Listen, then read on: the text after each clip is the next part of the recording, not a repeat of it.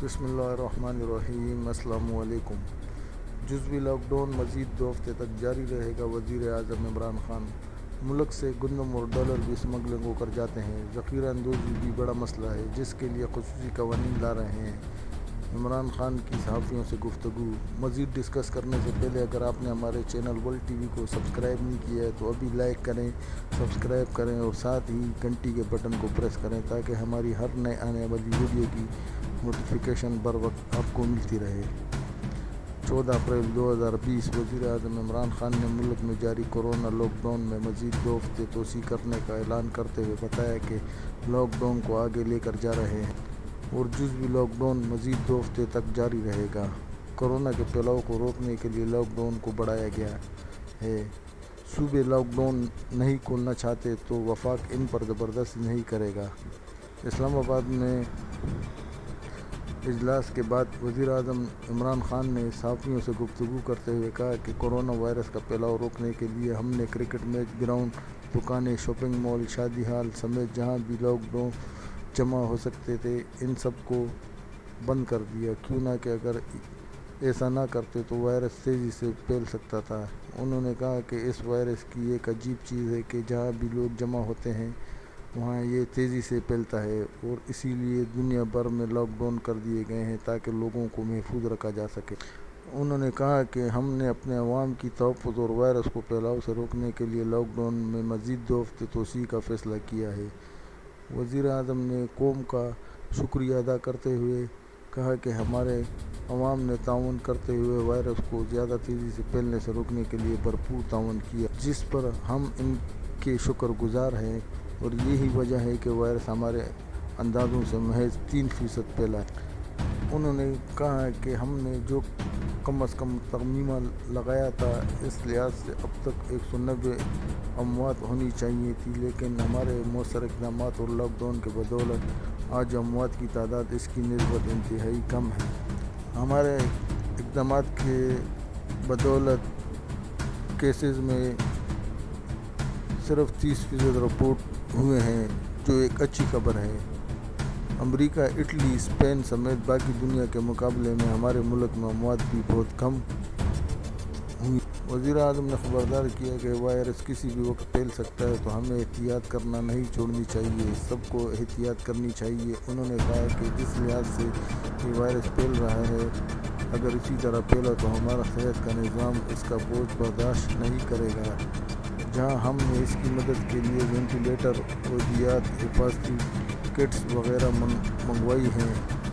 انہوں نے کہا کہ اگر ہم سے بد احتیاطی اور یہ وائرس پھیلا تو پھر ہمارا نظام صحت اس بوجھ کو برداشت نہیں کر سکے گا۔ وزیراعظم نے کہا کہ ہم 2 محاذوں پر لڑ رہے ہیں جس میں سے ایک کورونا وائرس کا پھیلاؤ روکنا ہے اور دوسرا مسئلہ بے روزگاری ہے جو سب جگہ پھیل چکی ہے اور ہمیں لاک ڈاؤن برقرار رکھتے ہوئے انہیں ریلیف فراہم کرنا ہے۔ انہوں نے کہا کہ غریبوں کی مدد کے لیے ہم نے احساس پروگرام شروع کیا جو پاکستان کی تاریخ کا سب سے بڑا پروگرام ہے اور کبھی بھی اتنی جلدی ہمارے ملک میں ایمرجنسی پروگرام متعارف نہیں کرایا گیا۔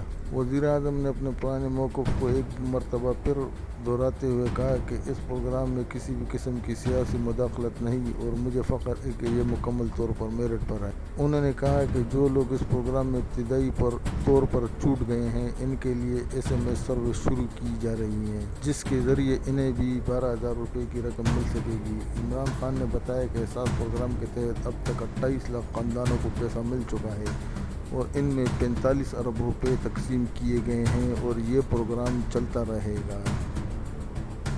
اللہ کرے یہ پروگرام چلتا رہے اور غریب اس سے فائدہ اٹھائیں اور خوش رہیں۔ وزیراعظم نے مزید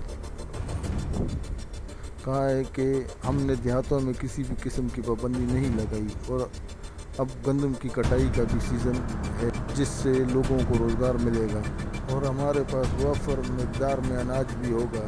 انہوں نے کہا کہ ہم نے فیصلہ کیا کہ آج سے شہروں میں تعمیرات سمیت کئی صنعتوں کو کھول دیں اور اس معاملے پر تمام صوبوں میں تفصیلی مشاورت ہوئی ہے جس کے بعد 98% اتفاق رائے ہو گیا ہے کہ ہم نے کون سی صنعت کھولنی ہے اور کون سی نہیں کھولنی۔ عمران خان نے واضح کیا کہ 18ویں ترمیم کے بعد صوبوں کے پاس اختیارات ہیں، تو آج بھی اگر کوئی صوبہ یہ سمجھتا ہے کہ وہ ابھی صنعتیں کھولنے کے لیے تیار نہیں ہے یا وہ اس معاملے کو مؤخر کرنا چاہتے ہیں تو یہ اختیار ان کے پاس ہے اور وفاق ان پر اپنی سوچ لاگو نہیں کرے گا۔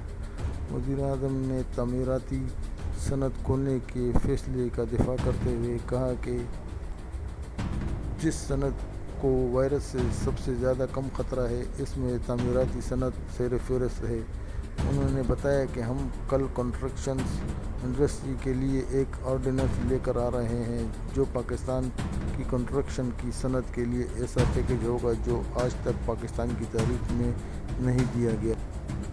مزید عمران خان نے بیرون ملک پھنسے ہوئے پاکستانیوں کو پیغام دیا کہ حکومت اس مسئلے کو بھی سنجیدگی سے دیکھ رہی ہے، لیکن ابتدائی طور پر وائرس باہر سے آنے والے افراد سے پھیلنے کی وجہ سے صوبوں میں بہت خوف ہے کہ اگر ہم نے مکمل تیاری کے بغیر پاکستانیوں کو آنے دیا تو خدشہ ہے کہ یہ تیزی سے پھیل سکتا ہے۔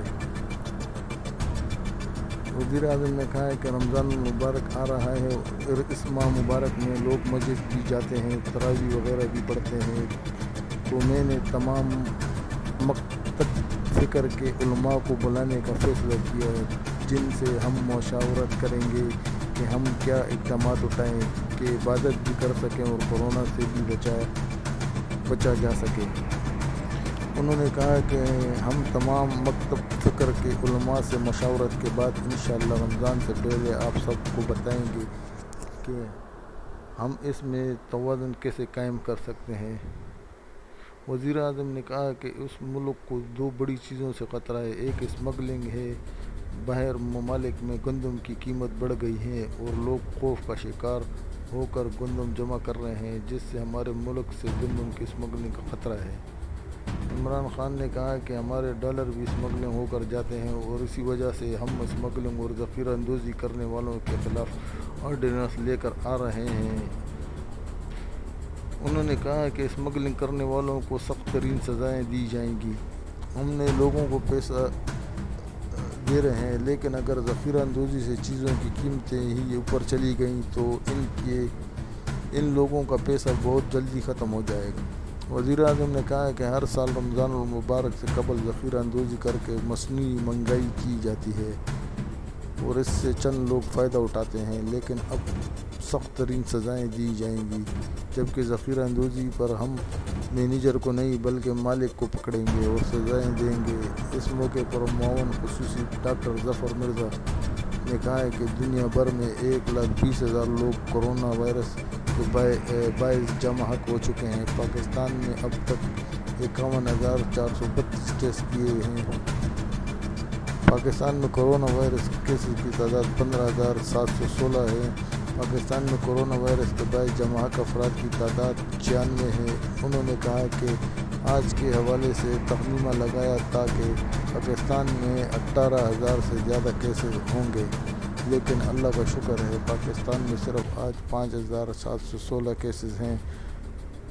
ڈاکٹر ظفر مرزا نے کہا کہ اموات کے لحاظ سے ہم نے آج کے حوالے سے 191 کی اموات کا تخمینہ لگایا تھا جو کہ صرف 96 ہے۔ اللہ کا شکر ہے کہ پاکستان میں کورونا کے کیسز اور اموات کم ہیں۔ تخمینے کے مطابق سندھ اور پنجاب میں کیسز کی تعداد زیادہ ہے۔